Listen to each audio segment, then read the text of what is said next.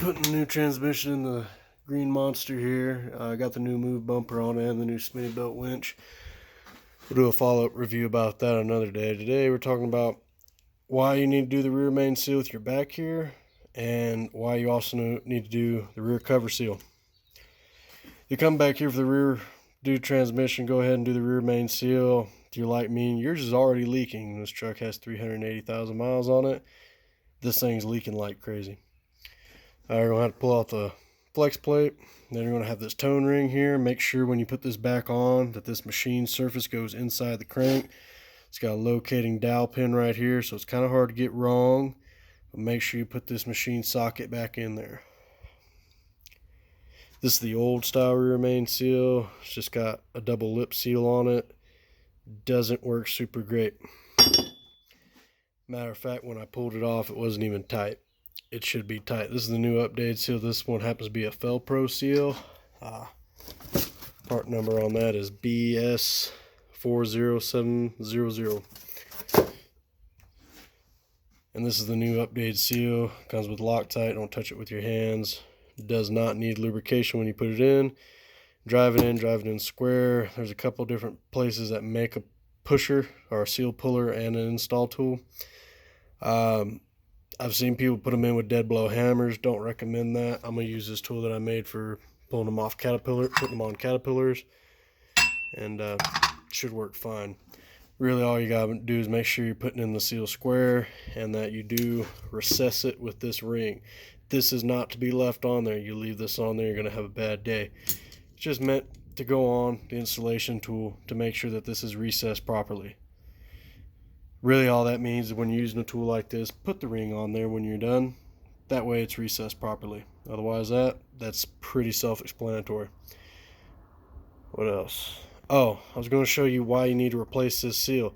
This seal leaks just as bad as the rear main seal on a lot of these trucks.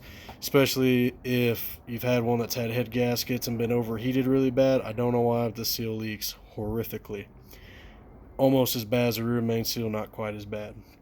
This one, as you can see, is done, got really swollen, and I'll show you why it leaks, because a lot of people don't know why this seal leaks. They don't think there's any oil back there. Well, I'll show you where the cavity's at. Oh, and for pulling this off the crank, it is going to be a press fit. I just used an LS or Chrysler style balancer removal tool. I found that worked great. When prying this off, I went ahead and used a MAP gas torch and just heated the outside of the seal. Don't go crazy. This is just cast aluminum. It's easy to crack and break, and also you don't want to change the tempering of the tone ring or the crankshaft. Just a little light heat will cause that seal to shrink and make it where you have some movement in this cover to actually get it pried off properly. Then you're going to want to pry from these dowel points. Why do you want to pry from here? Because you pry from one side or the other, or you pry from this side or this side of the case, you'll break it. It's crappy cast aluminum, you'll break it. Pry from the dowel pins when you're starting, and then work your way to the bottom. If you've already heated the seal, it's already going to be pretty easy to get out if it's just the old style rear main seal. And now I'll show you why this stupid thing leaks.